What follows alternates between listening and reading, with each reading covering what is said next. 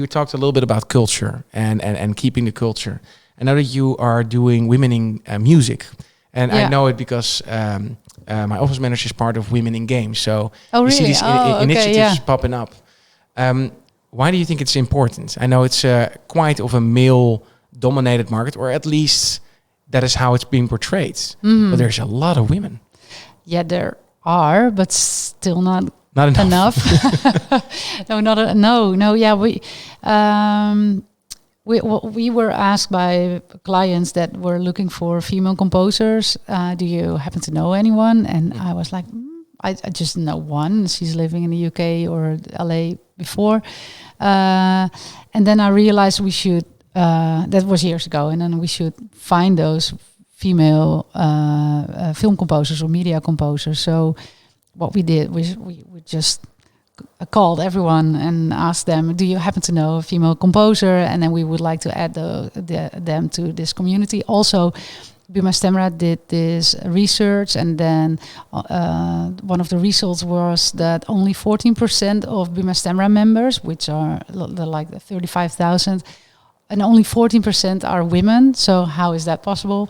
And just now we have like 30 female composers in the media industry, music in media industry. So what we did, we built a small community and asked them a few times a year to come together, because we learned that they really wanted to know each other and talk about with each other and just know each other. That was very important. And then what we do is facilitate like networking moments. So we had this in iFilm Museum. We created a day for female composers, but also female directors and producers, because so many people are especially looking for female composers that that's interesting. So we want to provide them with the right info. They're especially looking for female composers. Why do you think that's a request? Is it because of diversity? Is it? Yeah, I think because of diversity, or they just realized there must be film composers that are female, and we want to work with them. I don't know the exactly. No. No, yeah, we had it as well. Where of course, especially with our game company, that's this is so like all of the programmers are mostly male. Yeah, exactly. And of course, like when we really started out from the kitchen table to our first little office, we looked around and was like, okay, we're only with guys now. Yeah. We really wanted to have the dynamic, and it just definitely gets a completely different atmosphere if you mix that together. Mm-hmm. And then, of course, also cultures mixed together. We believe that the more you mix it, the better. The more better perspective you get on life. Yeah, so and everyone is represented. So as much as you can, and especially if we try to do something, let's say it's a piece of music in a certain culture, then sure, we can mimic what we believe is that perspective, or we can ask somebody that really knows this culture. Exactly, yeah.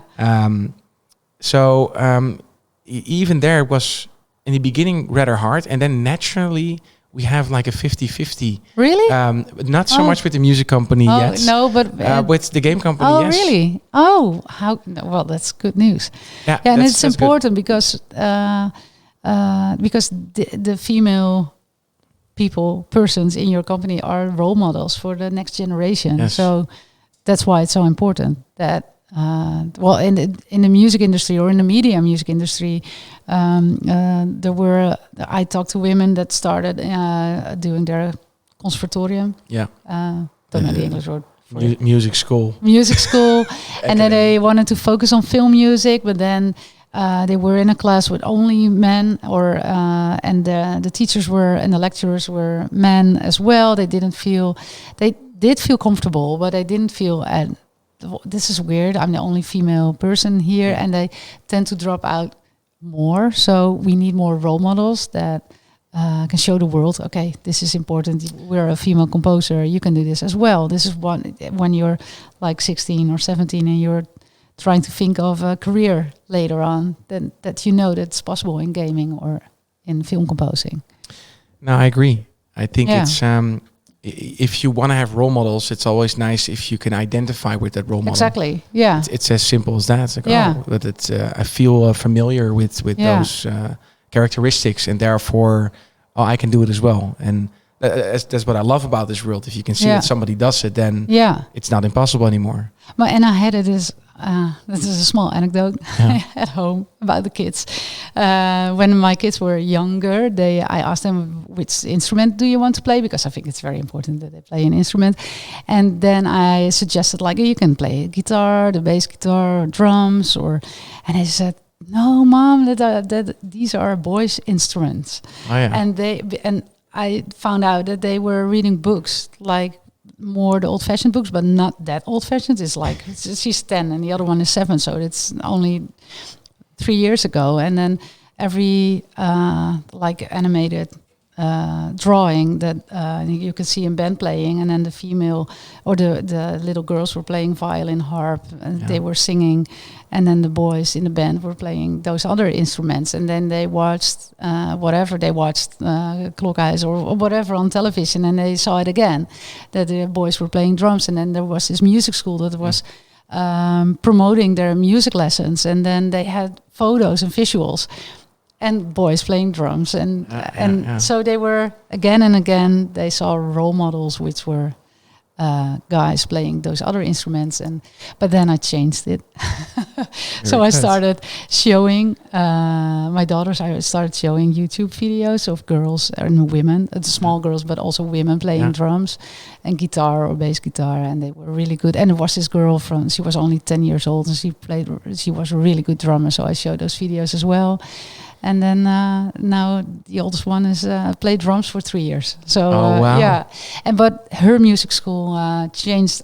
They also changed the the flyers. And it's good. I think it's maybe unintentional indoctrination. It was never meant to be a bad thing to put like a guy on it, but it's maybe more of a stereotypical thing. It's people thinking of commercials. It's like, oh, that's great, or the guitarist is this guy. But it gets into their head somehow. Yes. Yeah. So I think it's good to break that. Yeah. Because even though if it's maybe unintentional back in the day that it's been used like that, or it's been stereotyped like that, it's also time for that change. Yeah, it's absolutely, and we need to point it out all the time. So in school it still happens. They come home with books and stuff, and then the one it was last week.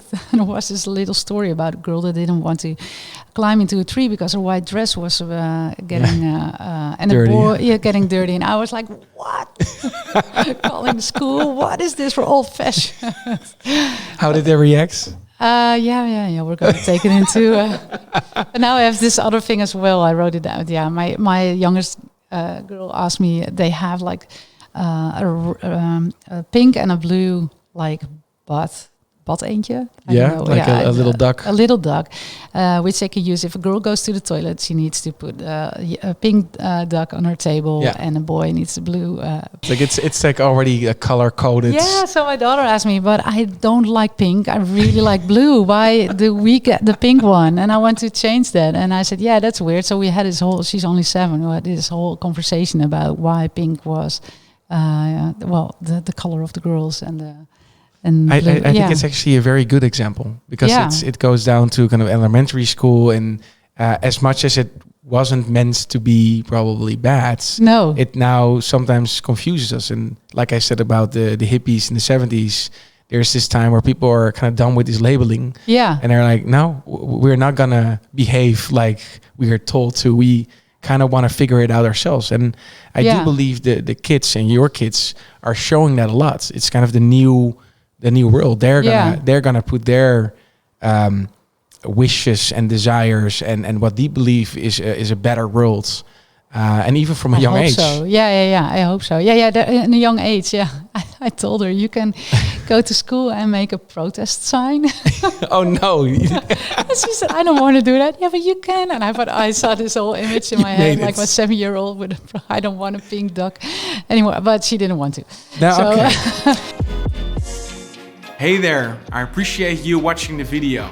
If you like this one, check out this video or that video. And if you want to support the channel, make sure to click on top of my head on the logo and subscribe to the channel.